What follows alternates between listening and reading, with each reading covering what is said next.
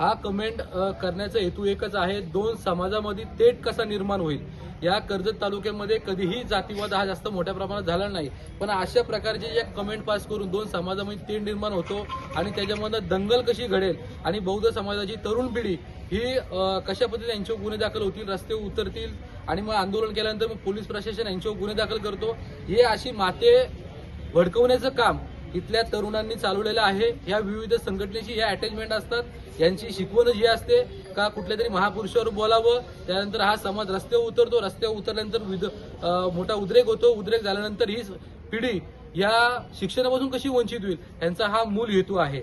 आणि अशा विकृत बुद्धीच्या माणसाला टेचून काढण्याचं काम या कर्जत तालुक्याच्या बौद्ध समाजांनी केलेलं आहे। अशा वारंवार घटना या कर्जतमध्ये झालेल्या आहेत, त्याला वेळीच आळा घालण्याचं काम केलेलं आहे।